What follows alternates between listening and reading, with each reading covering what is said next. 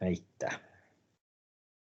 Pero como el título lo dice, hoy día vamos a ver lo que son las solicitaciones producto de los cortocircuitos. Voy a compartir pantalla para que vayamos. Ya. ¿Se ve bien? ¿Se ve bien ustedes, por favor, me dicen? Sí, profe. Como le decía, la clase de hoy día va a ser un poquito más cortita porque vamos a explicar cuáles son las solicitaciones que se producen por efecto de los cortocircuitos y hacer algunos cálculos, algunos cálculos de la parte térmica. Ahí vamos a ver las formulillas que se ocupan y les voy a enseñar a ocupar las fórmulas. Cuando hablamos de solicitaciones, estamos hablando de esfuerzos que se producen. Ya hemos hablado, ¿cierto?, que los cortocircuitos son bastante violentos, son bastante fuertes, son complicados, generan bastantes daños en lo que son las instalaciones eléctricas. Disculpen, mi gato que está ahí jodiendo la pita. Podrían sacar al gato. Entonces, tenemos dos tipos de solicitaciones, que son las solicitaciones térmicas y las solicitaciones mecánicas. Térmicas y mecánicas. Por lo tanto, hay que conocerla, identificarla, ¿cierto? Y en el fondo aprender un poquitito cómo disminuir los efectos. Vamos viendo, estas solicitaciones son función de la corriente. Obviamente, la corriente, mientras más alta sea, la solicitación que se va a producir va a ser mayor.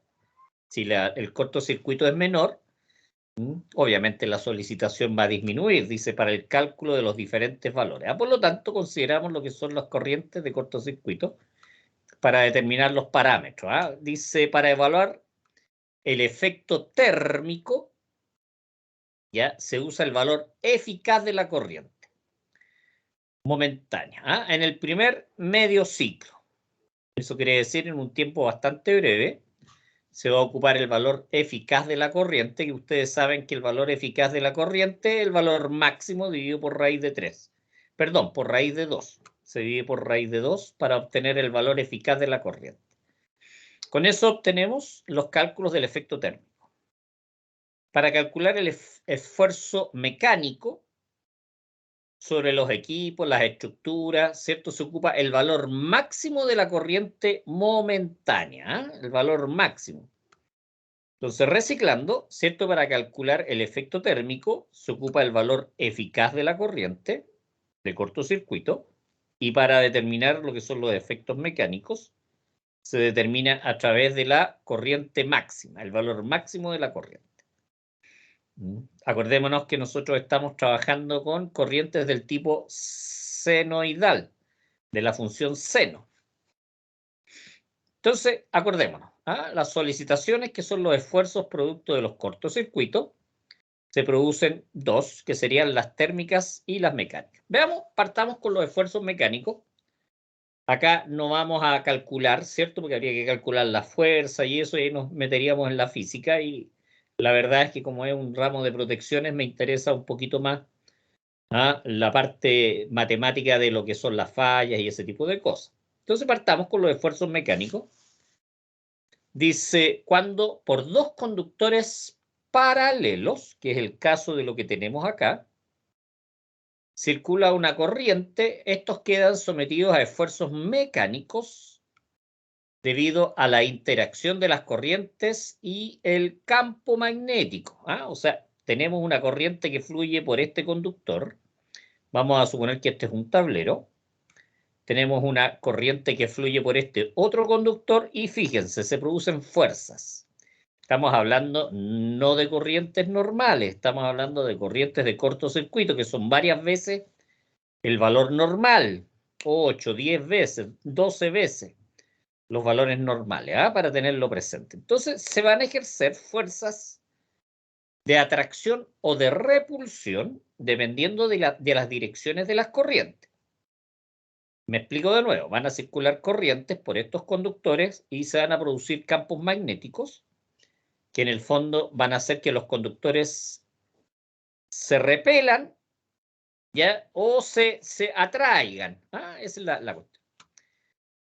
Dice, son directamente proporcionales a la corriente. Dice que transportan e inversamente proporcional a la distancia. Por lo tanto, aquí tenemos dos datos importantes.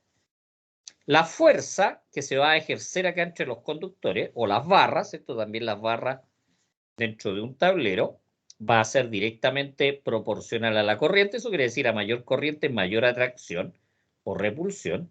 Y va a ser inversamente proporcional a la distancia. Por lo tanto, yo no debo dejar en un tablero los conductores muy juntos, de tal manera que si se produce un cortocircuito, no se dañen, ¿cierto? No se dañen los elementos que están acá dentro del tablero. Por eso muchas veces se produce un cortocircuito en un tablero, abrimos las puertas del tablero, verificamos adentro y chuta, los aisladores están quebrados, las barras están torcidas. ¿Pero qué fue lo que produjo eso? Ya la solicitación mecánica, ¿cierto? Producto de los cortocircuitos, que ejerció un campo magnético de atracción o de repulsión. Y eso puede llegar a destruir los soportes y todo eso. Dice, cuando se produce un cortocircuito, los esfuerzos dinámicos tiene que ver con movimiento, actúan sobre los elementos empotrados y que pueden destruir los apoyos.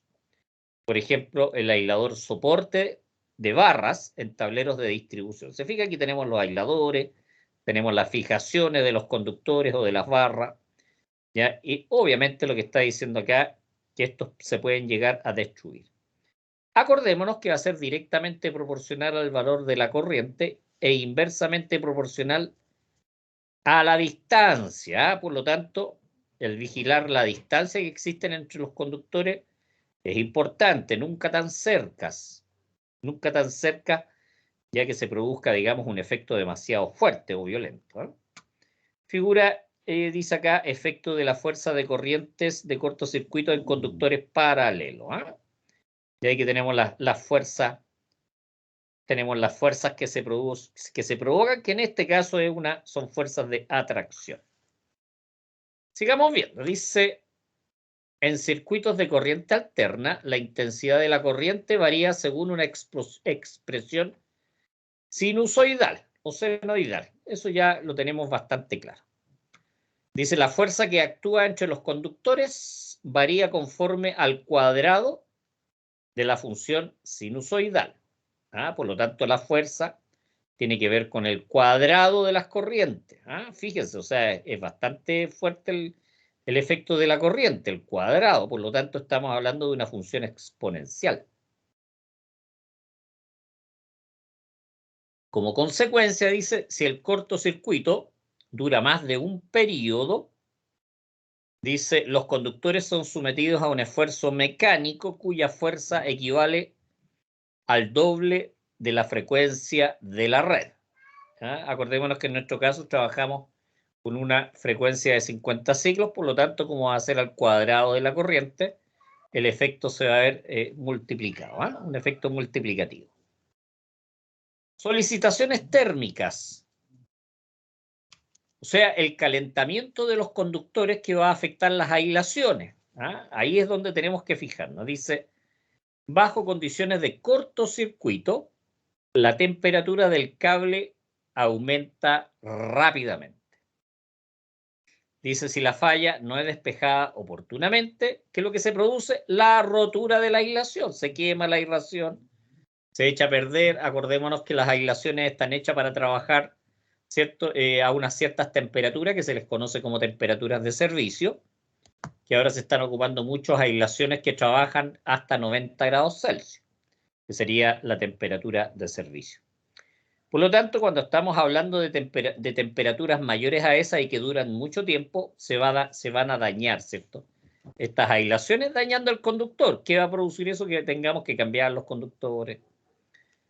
Dice la IPSEA, dice, aquí aparece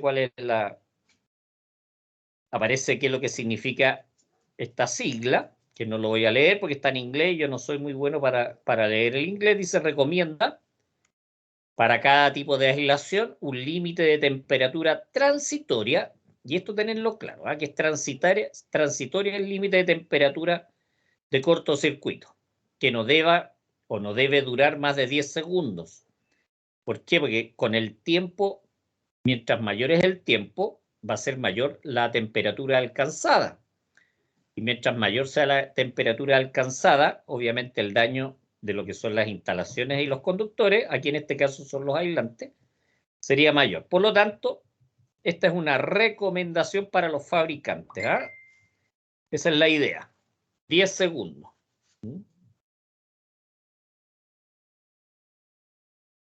Dice el comportamiento térmico dice térmico de un cable bajo condiciones de cortocircuito se puede determinar ya se puede determinar a través de fórmulas, ¿cierto? Que son las fórmulas que vamos a ver ahora. Acá tenemos dos formulitas. Ya hay dos formulitas porque ustedes saben que tenemos conductores de aluminio y tenemos conductores de cobre, por lo tanto, obviamente, dependiendo del tipo de conductor que tengamos, es la fórmula que vamos a aplicar para determinar las temperaturas finales, ¿cierto? Las temperaturas finales. La primera, la 3.8, es para conductores de cobre. La segunda es para conductores de aluminio. Vamos interpretando cada uno de los parámetros. Y en la corriente de cortocircuito. CM son circular 1000. Por lo tanto, es la sección de los conductores en circular 1000. Si la sección la tenemos en milímetros cuadrados, ya les voy a explicar cómo transformar los milímetros cuadrados a circular 1000. Bueno, esto obviamente, este cociente, que está dentro del paréntesis, va al cuadrado y se multiplica por el tiempo, por el tiempo de duración de la falla. Ya la falla va a durar dependiendo del tipo de protección y de la curva que tengamos. Hay curvas lentas, hay curvas rápidas, dependiendo si son fusibles, si son interruptores, ¿se fijan? Dependiendo de los tipos de relés. Igual, esta es una constante, esta constante siempre es fija para el cobre y esta es siempre fija para el aluminio. 0,0297 por el logaritmo en base 10. Logaritmo en base 10 de T2, que es la temperatura final. T2 es la temperatura final en grados Celsius, más 234. T1 es la temperatura inicial a la cual se encuentra el conductor, más 234. ¿Cuáles son los cambios respecto de esto? Sería la constante y en vez de 234 tendríamos 228. Eso sería, pero aquí tenemos la fórmula que se ocupa para determinar la temperatura del cobre y aquí tenemos para la temperatura del aluminio. Dice, bueno, estas fórmulas también se encuentran tabuladas en gráficos, que son más fáciles de utilizar, pero nosotros vamos a trabajar con las fórmulas. Acá hay algunas preguntitas pero acá me interesa que nos vayamos a las, ustedes desarrollan después lo que son las preguntas teóricas, pero vayámonos acá a las preguntas donde hay que calcular. Por ejemplo, voy a hacer un ejercicio yo de las 5. En el material que les mandé, obviamente aparecen más ejercicios. Dice, calcule las temperaturas finales de los conductores. Obviamente calcularlos para cobre y aluminio. Cobre y aluminio. En la 6 dice, calcule el tiempo de despeje de la falla si la temperatura inicial es de 60 grados Celsius. Y aquí tenemos cuáles son las temperaturas finales, el nivel de cortocircuito y la sección. Pero acá están en 1000, circular 1000, por lo tanto hay que llevarlas a circular 1000 para poder aplicar la fórmula. ¿Alguna pregunta hasta acá? Parece que no. No, profesor. Ya, vamos a ver cómo se aplican las fórmulas. Me voy a ir aquí a la pizarra electrónica, una pizarra gráfica electrónica, ya que tengo acá, ¿cierto? Aquí tenemos las fórmulas y aquí tenemos los ejercicios. Voy a hacer el primero.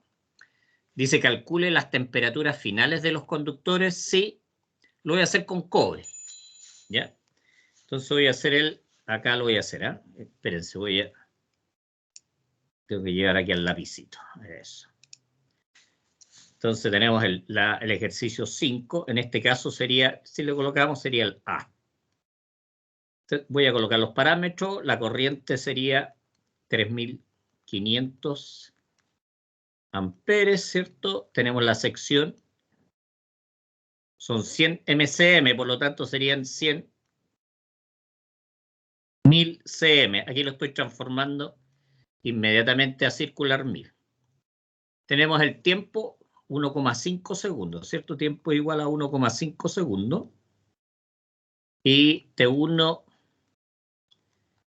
sería igual a 45 grados Celsius. Por lo tanto, vamos a reemplazar en la primera fórmula, ¿cierto? Aquí tenemos la corriente 3500 dividido por los circular 1000, que en este caso serían 100.000. Todo esto va al cuadrado por el tiempo que es 1,5. Y aquí sería 0,0297 por el logaritmo en base 10, ¿cierto?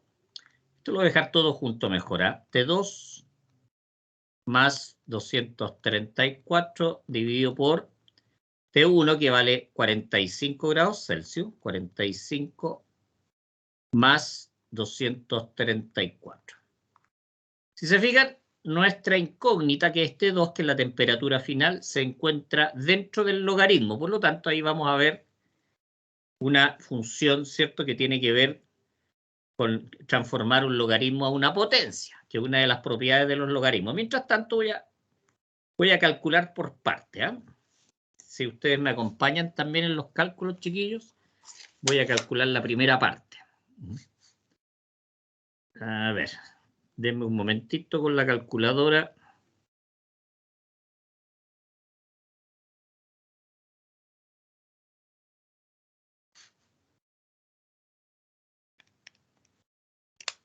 Por lo tanto, la primera parte, que sería esa de ahí, sería 1,8375 por 10 elevado a menos 3, ¿cierto? Esto sería igual a todo eso, ¿cierto? 0,0297 ya por esto, el logaritmo natural queda igual, ¿cierto? Entonces, esta lo voy a pasar restando al otro lado, ¿eh? Lo voy a pasar restando al otro lado. Ya, por lo tanto, el logaritmo en base 10, ¿cierto? De 2 más 234 dividido por, voy a sumar a 45 más 234, me da 279. 179. Esto sería igual a este valor dividido por este, ¿cierto? Que lo pasé dividiendo al otro lado. ¿Ah? Me esperan un poquitito. 1,8375 por 10 elevado a menos 3, ¿cierto?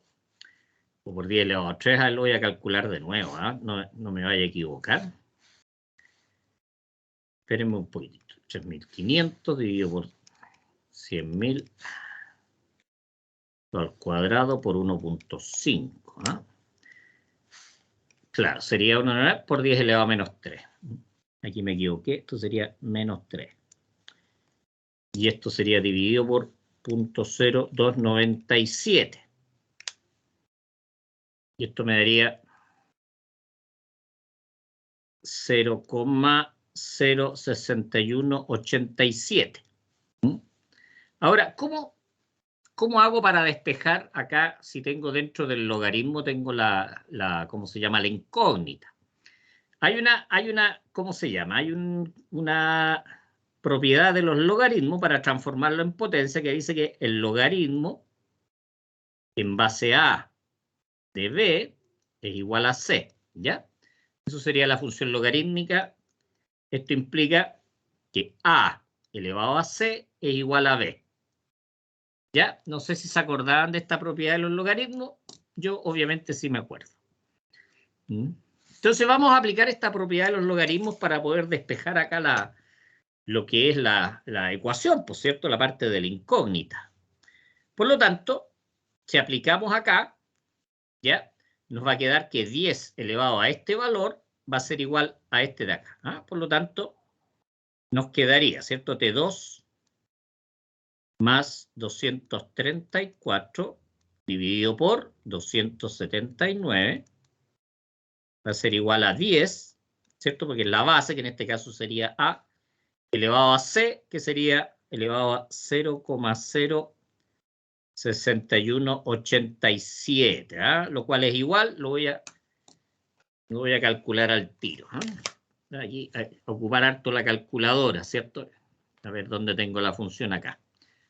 Espérense un poquitito. Acá elevado a 0,66187. Ya, esto sería igual a 1,15. 1,15. 31. 31,1. ¿Ah?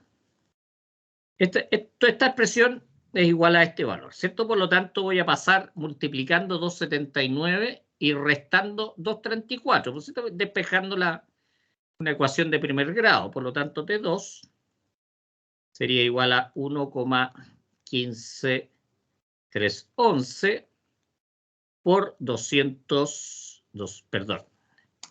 No quedó muy bien, ¿eh? Lo vamos a anotar de nuevo para que quede bien, ¿eh? Eso. Esto sería entonces por 279 menos 234. ¿Ah? Entonces sería por 279 menos 234. Y eso me da 87,72 grados Celsius. T2 entonces sería igual a 87,72 grados Celsius. ¿Ah? Si se fijan, no es una temperatura grave. ¿Ah? De hecho, las uniones y todo eso se hacen para soportar hasta los 250, 225, 250 grados Celsius. Por lo tanto, al despejarse la falla en 1,5 segundos, como es una sección más o menos grande también, no es tan pequeña esta sección, la temperatura va a llegar a 87,72. 87, este es un 7, ¿eh? 70, ahí, para que quede bien, 87,72. Pero es básico, aprenderse ya esta formulita. ¿Eh? Esta formulita que está acá, que me quedó bastante chueco el enmarcado. Es importante saber aplicar esta formulita porque de repente también la incógnita podría ser T1. La temperatura inicial, si conocemos la temperatura final. ¿Eh? El ejercicio 2 dice calcule el tiempo de despeje de la falla si la temperatura 1 es igual a 60 grados Celsius. También para cobre y aluminio. ¿Ah? ¿Cuáles son las otras variables acá? Sería el cortocircuito 3500. La sección es la misma. La temperatura 2 sería 145 grados Celsius. Por lo tanto, ahí la incógnita ahora sería el tiempo. ¿Ah? Teniendo las otras variables, podemos calcular esto de acá. Podemos calcular todo esto, porque ya tenemos todas las variables, y despejamos el tiempo. ¿Qué es lo que pasa cuando la pregunta es el cortocircuito? Fijémonos que aquí está el cuadrado. Por lo tanto, lo que hay que hacer acá, en el fondo, es sacar el cuadrado a ambos lados, ¿cierto? Sacamos el cuadrado, despejamos primero la temperatura, o sea, el tiempo, lo despejamos dividiendo para el otro lado, como está multiplicando acá, ¿cierto? Al cuadrado lo pasamos al otro lado, multiplicando, y después sacamos la raíz a ambos lados, ¿cierto? Eso sería para obtener lo que es la corriente de cortocircuito. ¿Alguna pregunta, chiquillos? Espero haber dejado claro cómo se llama el procedimiento de cálculo. Obviamente ustedes hagan la guía completa que les mandé como trabajo. Respecto de las fórmulas que ocupé acá y eso, no sé si les quedó claro o tienen alguna consulta. No, se ve claro, así que las voy a ocupar de ejemplo. Pero obvio, pues, obvio, esa es la idea, que la puedan ocupar de ejemplo. Ya voy a volver entonces a la sala de clases, chiquillos. Muy bienvenidos los que se fueron agregando. Ya hoy día la clase es un poquito más corta porque estamos viendo lo que son las solicitaciones, los esfuerzos que se producen ya por los cortocircuitos. ¿cierto? Que son dos. Uno son los esfuerzos mecánicos, que es por efecto de las atracciones electromagnéticas, especialmente en los tableros, y los otros son los efectos térmicos, ¿cierto? Que aumenta fuertemente la temperatura de los conductores y puede llegar a dañar las aislaciones. Esa es más o menos, y lo que aprendimos fue a calcular cuáles son las temperaturas finales, teniendo las variables. Temperatura inicial, nivel de cortocircuito, cuánto es la sección de los conductores, el tiempo que duró la falla. ¿Se fijan? Eso sería. ¿Alguna consulta sobre esta materia, chiquillos? Ahí estoy.